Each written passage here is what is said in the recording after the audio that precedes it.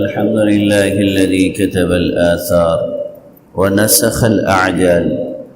والقلوب عنده مفضية والسر عنده علانية الحلال ما أحل والحرام ما حرم الدين ما شرع والأمر ما قضى الخلق خلقه والعبد عبده وهو الله الرؤوف الرحيم الحمد لله جل وعلا وصلى الله تعالى وسلم على النبي المصطفى ورسوله المجتبى وأمينه على وحي السماء وعلى آله النجبى وأصحابه الأتقياء ومن بهديهم اقتدى وبآثارهم اكتفى من المفسرين والمحدثين والفقهاء إلى يوم الجزاء. أما بعد فقد قال الله جل جلاله وَإِذْ تَأَذَّنَ رَبُّكُمْ لَئِنْ شَكَرْتُمْ لَأَزِيدَنَّكُمْ وَلَئِنْ كَفَرْتُمْ إِنَّ عَذَابِي لَشَدِيدٌ.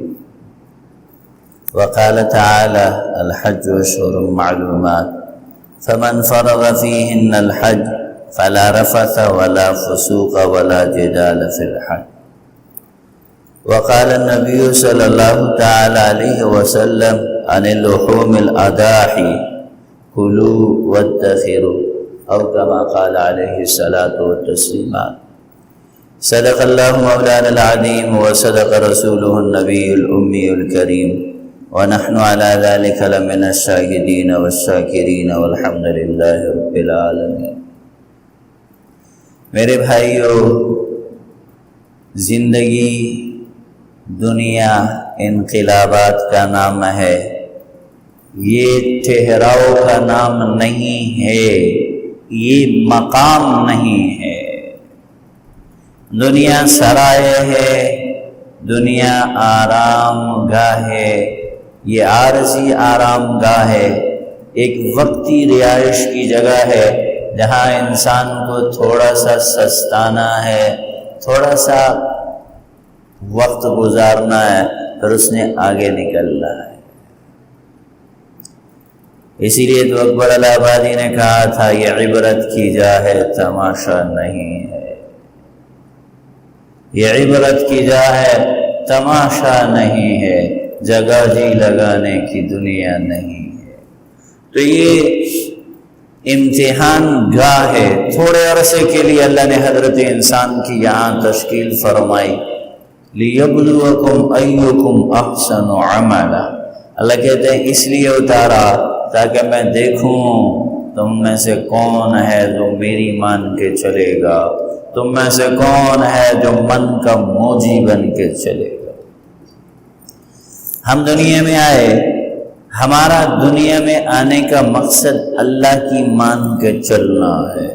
اللہ کے رسول کی طرز پہ چلنا ہے. اب اللہ کی مانتے ہوئے دنیا بن گئی تو برکت سبحان اللہ، اور اگر اللہ کی مانتے ہوئے ساری آسائشیں چلی گئی، ساری دھن دولت لٹ گئی، ساری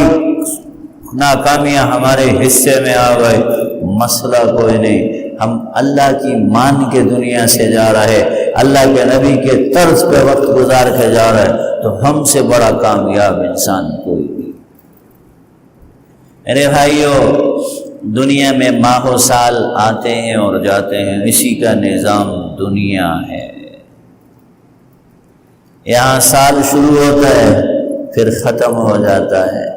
مہینہ شروع ہوتا ہے پھر اختتام کو پہنچتا ہے. ہر صبح کے لیے شام ہے، ہر چڑھتے سورج نے ڈھلنا ہے، ہر افقتی پھوٹتی روشنی اس نے اندھیرے کی آغوش میں جا کے دم توڑنا ہے. اسی کو دنیا کہا جاتا ہے. اللہ فرماتے هو الذی خلقکم من ضعف. میرے بندو، میں نے تمہیں پیدا کیا تو تم بالکل کمزور تھے. واللہ اخرجکم من بطون امہاتکم لا تعلمون شیئا. اللہ وہ ہے جس نے تمہیں ماں کے پیٹ سے نکالا، تمہیں پتہ ہی کچھ بھی نہیں تھا، تمہیں کھانے اور پاخانے کے فرق کا پتہ کوئی نہیں، تمہیں اپنے فریاد بتانے کا علم کوئی نہیں، تمہیں صرف رونا آتا تھا، رونا، تم روتے تھے۔ اللہ نے دو ہستیوں کو تمہاری خدمت پہ مامور کیا، تمہاری ضرورت کی ہر شے۔ تمہیں پتہ نہیں کہ میرا باپ مزدور ہے یا بادشاہ ہے، تمہیں پتہ نہیں کہ میرا باپ فقیر ہے، گداگر ہے یا شہنشاہ ہے، تمہیں پتہ نہیں کہ تمہارا باپ تاجر ہے یا تمہارا باپ گداگر ہے، تمہیں کچھ پتہ نہیں ہے، تم نے بس اپنی ضرورت کے لیے رونا ہے، اور اللہ نے ان دو کو تمہاری خدمت پہ مامور کیا، تمہاری ضرورت کی ہر چیز وہ سر دھڑ کی بازی لگا کے پوری کر رہے۔ یہ دنیا ہے۔ واللہ خلقکم من ضعف، تمہیں اللہ نے بنایا کمزور، بالکل ناکارہ قسم کی تمہاری صلاحیتیں، اور بالکل کمزور صلاحیتیں۔ لا تعلمون شیئا، علم کچھ نہیں، طاقت کچھ نہیں، قدرت کچھ نہیں۔ من ضعف ثم جعل من بعد ضعف قوة، پھر اس کمزوری کے بعد اللہ نے جوانی دی، پھر اللہ نے طاقت دی، پھر اللہ نے صلاحیتیں دی، پھر تمہاری رگوں میں گرم گرم خون دوڑنے لگا، تمہارے مسل پھولنے لگے اور تمہارا سینہ نکلنے لگا، پاؤں تمہارے زمین پہ تھرکنے لگے۔ پھر کیا ہوا؟ ثم جعل من بعد قوة ضعفا وشیبا، پھر اللہ نے بڑھاپے کو طاری کیا، پھر اللہ نے قوتوں کو سلب کیا، پھر اللہ نے رعنائیوں کو چھینا، پھر حسن کو چھینا، پھر جمال کو چھینا، پھر اللہ نے تمہاری صلاحیتیں لے لی، تمہارے ہاتھ کانپنے لگے، نگاہ کمزور ہو گئی، پاؤں زمین پہ جمتا کوئی نہیں، کوئی انسولین پہ چل رہا، کوئی پینسلین پہ چل رہا، کوئی ویکسین پہ چل رہا، کوئی وینٹیلیٹر پہ چل رہا، کوئی کس دوائی پہ، کوئی کس دوائی پہ چل رہا، ہر ایک بیماریوں کا گڑھ بنا ہوا، مجبوریوں کا گڑھ بنا ہوا، یہ اللہ ہے۔ پھر اللہ کہتے ہیں منکم من یتوفا، کسی کو پہلے ہی موت دے دیتا ہوں، منکم من یرد الی ارذل العمر، کسی کو نکمی زندگی دیتا ہوں جو دوسروں پہ بوجھ ہوتا ہے۔ ہم نے اپنے بزرگوں کو دیکھا اور سنا، بزرگ بوڑھے بابے اور بوڑھی مائیں اور دادیاں یہ دعائیں کرتی ہیں کہ اللہ چلتے پھرتے موت دینا، چلتے کہ کیوں کہ نکمے نہ ہو جائیں، لوگوں پہ بوجھ نہ بنے، ہماری اولاد ہم سے آوازار بیزار نہ ہو جائے، ہم سے پریشان نہ ہو جائے۔ یہی ہے یرد الی ارذل العمر، یہ دنیا ہے اور یہ دنیا کا نظام ہے، جہاں سورج چڑھتا ہے وہاں ڈوبتا بھی ہے، جہاں جوانی آتی ہے وہاں بڑھاپا بھی ہے، جہاں صحت آتی ہے وہاں بیماری بھی ہے، اور جہاں اقتدار ملتا ہے وہاں تنزلی بھی ہوتی ہے، کبھی تخت پہ ملتے ہیں اور کبھی تختے پہ لٹکتے ہیں۔ یہ دنیا ہے، یہاں تلک الایام نداولها بین الناس، ہمارے اردو کے محاورے میں کہتے ہیں کبھی کے دن بڑے اور کبھی کی راتیں، یہ دنیا کا نظام ہے۔ اسلامی سال شروع ہوتا ہے محرم سے اور اختتام پذیر ہوتا ہے ذی الحج پہ۔ آج ذی الحج کا تیسرا جمعہ ہے،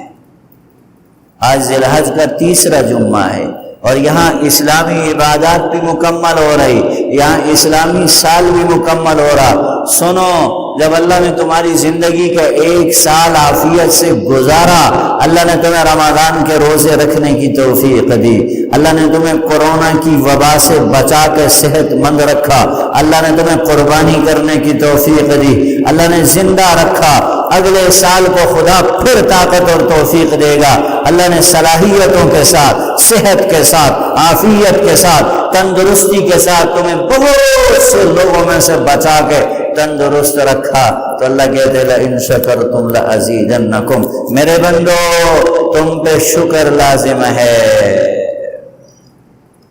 کتنے لوگ ڈوب گئے،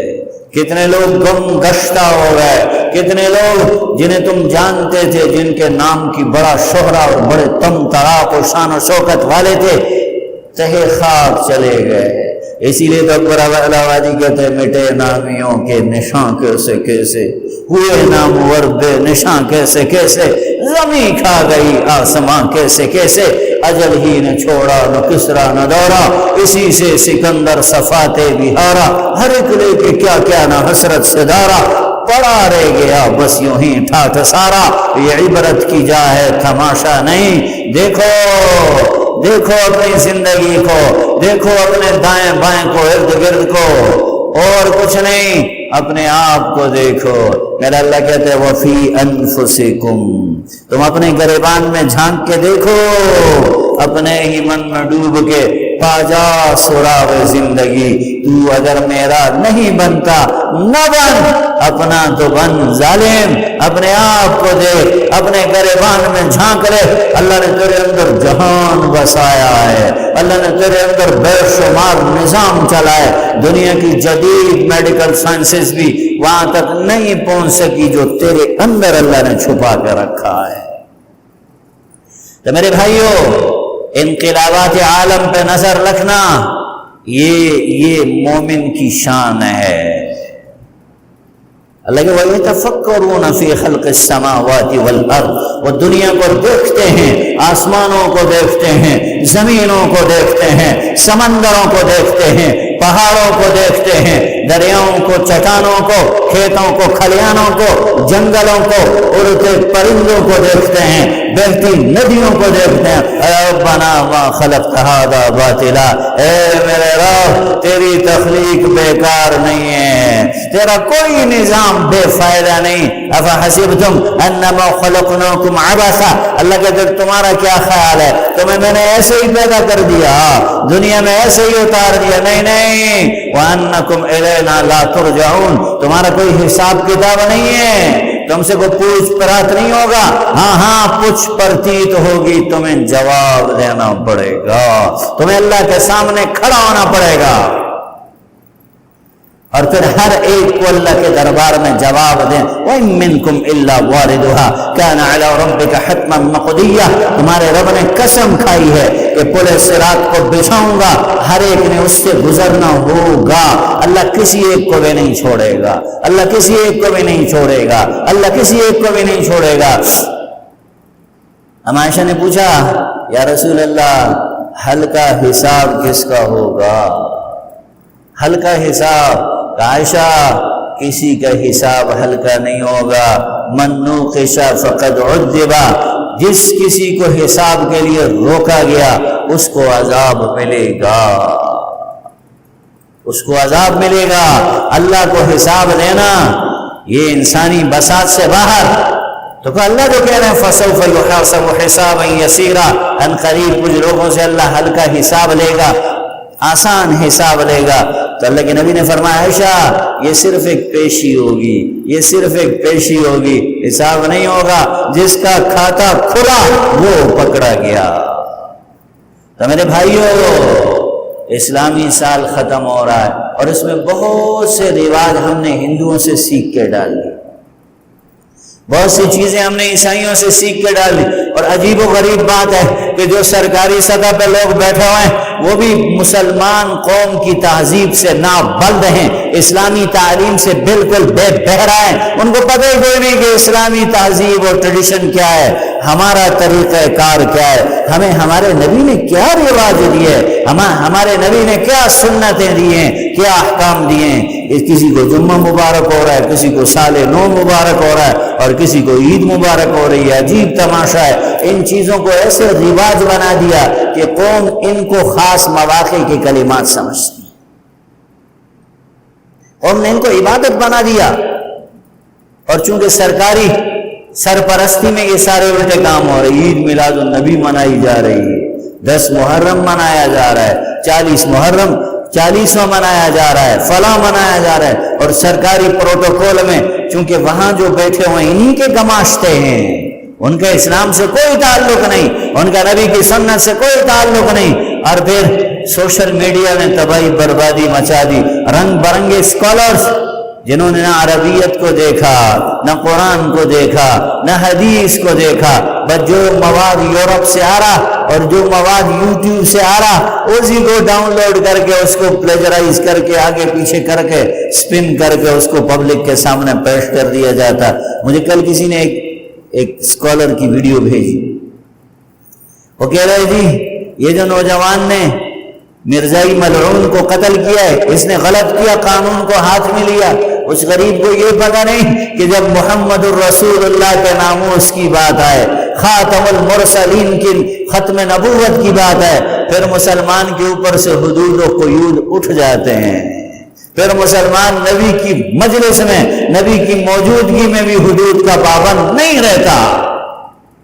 ہاں، ابو بکر جیسا مسلمان، ابا بڈھا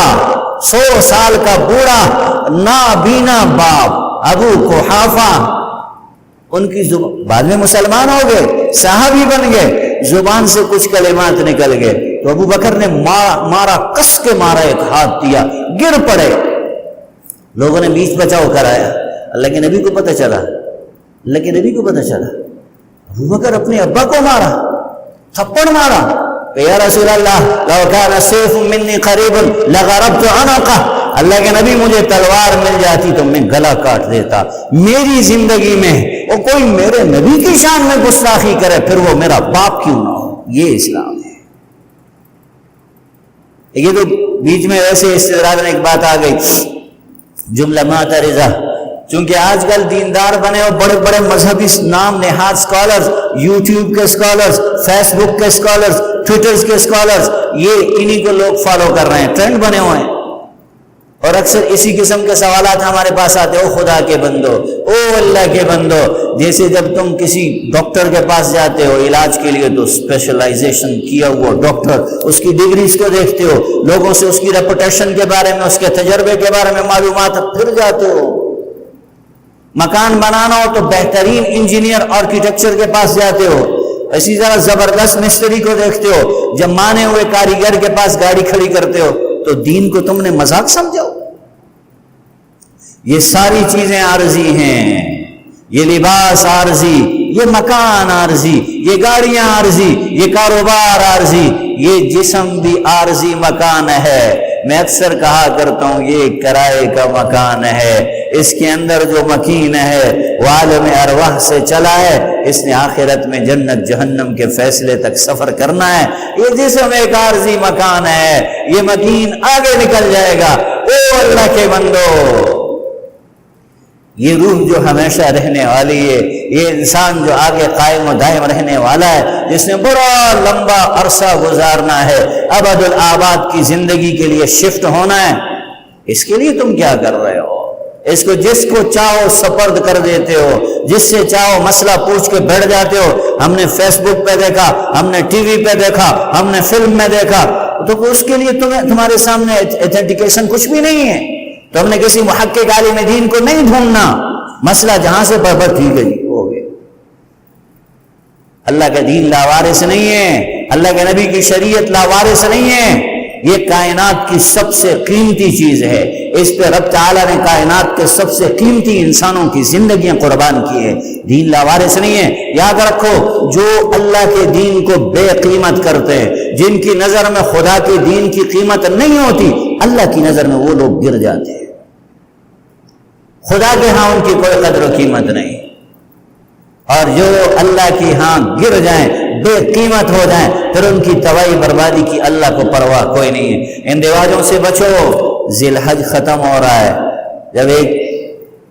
مسلمان کے ماہ و سال عبادت کی بنیاد پہ ہوتا ہے،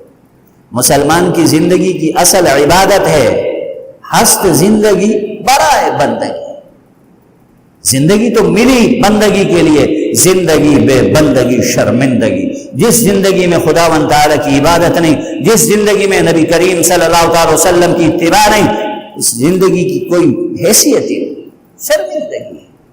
کل قیامت کے دن وہ شرمندگی بننی ہے۔ تو میرے بھائیو، احکام کی طرف آؤ، احکام کی طرف آؤ، سنن کی طرف آؤ، میرے نبی کی اداؤں کی طرف آؤ۔ لوگوں کے ٹرینڈز کو مت فالو کرو، فالو کرنا ہے تو اللہ کی کتاب کو جو سپریم لا ہے۔ جو سپریم لا ہے فالو کرنے تو حضرت محمد مصطفیٰ احمد مصطفیٰ صلی اللہ تعالی علیہ وسلم کی سنت جو قرآن کی زبانی ہے، لقد کان لکم فی رسول اللہ کی اسوۃ حسنہ، تمہارے لیے طریقہ میرے نبی کا ہے، کیوں لوگوں کے پیچھے بھاگ رہے ہو، کیوں ٹپریں مار رہے ہو، کیوں غلط راستوں پہ ٹامک ٹوئیاں تمہیں ہر جگہ تمہیں ٹھڈے پڑ رہے ہیں؟ وجہ یہ کہ تم نے اللہ کے رسول کو چھوڑ دیا۔ ذی الحج ہے، ہم نے کرنا کیا ہے؟ اتنی بڑی بڑی عبادات ہو گئی، اللہ نے پورے سال نماز پڑھنے کی توفیق دی، یا اللہ تیرا شکر ہے، صحت و سلامتی دی، یا اللہ تیرا شکر ہے، کاروبار میں برکت دی، اللہ تیرا کرم ہے، اولاد میں اللہ نے برکت دی، خدایا تیرا کرم ہے۔ اتنے لوگوں کو خدا نے بیماریاں لگائیں، اپنے پاس بلا لیا، مجھے آپ کو اللہ نے موقع دیا، یہاں بیٹھے ہوئے، اللہ کا شکر ہے۔ رمضان کے روزے اللہ نے عطا فرمائے، اللہ نے رکھنے کی توفیق دی، عید کی خوشیاں مسرتیں بشارتیں اللہ نے عطا فرمائی، خدایا تیرا شکر ہے۔ پھر ذی الحج آیا، پھر قربانی آئی، پھر حج ہوا، اتنا سب کچھ، میری کوئی طاقت نہیں تھی۔ میں اکثر یہاں حدیث سنایا کرتا ہوں، حضرت یعقوب علیہ السلام سے اللہ نے فرمایا ہمارا شکر ادا کر، کہ خدایا میں آپ کا شکر ادا نہیں کر سکتا۔ کہ کیوں نہیں کر سکتے؟ کہ یا اللہ جب بھی شکر ادا کروں گا تو اس کو ادا کرنے کی توفیق آپ نے عطا فرمائی، اس توفیق پر بھی شکر واجب ہے، یہ توفیق ایک نعمت ہے، ہر نعمت کے جواب میں شکر واجب، تو ہر شکر پہ شکر واجب ہوگا، میں کیسے شکر ادا کر سکتا ہوں؟ نہیں سمجھے وہ بات کو؟ کہ ہر شکر پہ شکر واجب، میں آپ کا شکر ادا نہیں کر سکتا، تو اللہ نے فرمایا الآن شکرت لی، اب تو نے میرا شکر ادا کر دیا۔ کہ یہاں بھی ہاتھ کھڑے کر دیے، کوئی عبادت ہے تو خدا کی نعمت ہے، کوئی نیکی ہے تو اللہ کی نعمت ہے، کوئی توفیق ملتی ہے اچھے کام کی اللہ کی نعمت ہے، تو ہر ایک پہ شکر واجب ہے۔ سال کا آخر ہے، یا ہم نے اپنی اکاؤنٹیبلٹی کرنی ہے،